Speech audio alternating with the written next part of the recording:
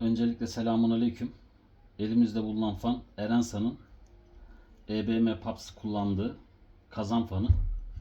Şimdi arızasına bakacağız. Ne arızası varmış?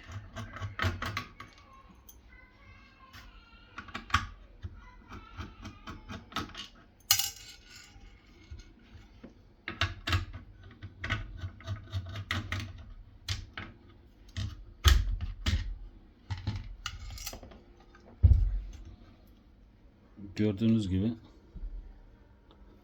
işlemci arızası ve bunu yapıp testini yapacağız.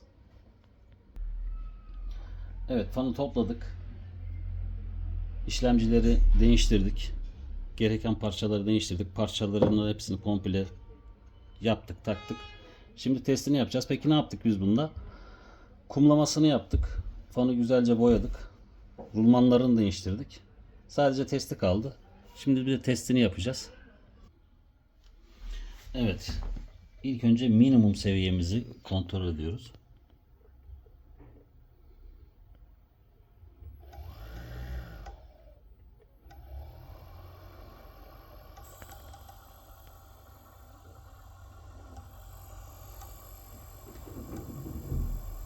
Şimdi maksimum. Yavaş yavaş maksimum alıyoruz.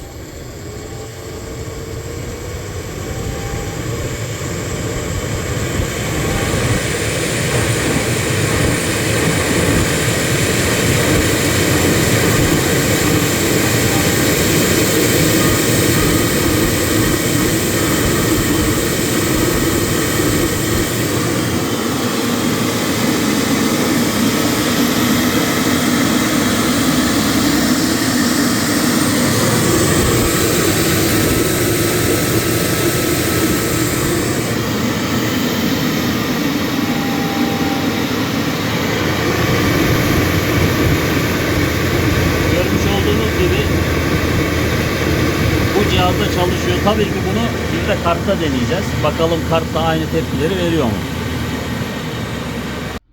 Şimdi kazan kartında LMS14 Erensa'nın kullandığı kazanda deneyeceğiz.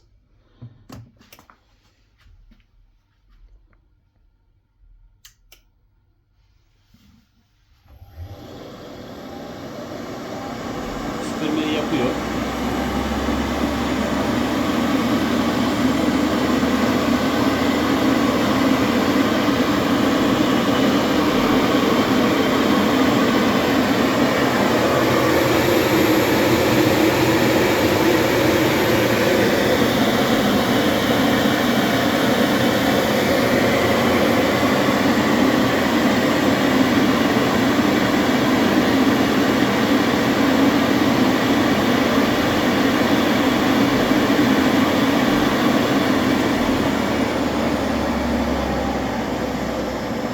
Şu anda ateşlemeye geçti.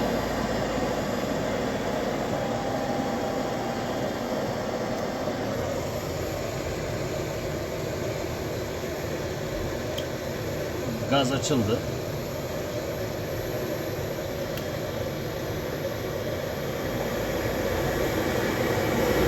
İyon tuttu. Fanımız çalışmaya devam ediyor.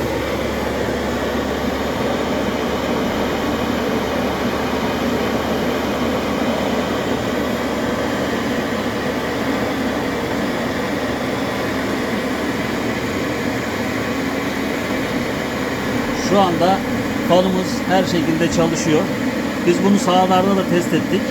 Böyle de bir video çekelim dedik. Fanın sahibine, arkadaşımıza, servisimize hayırlı olsun.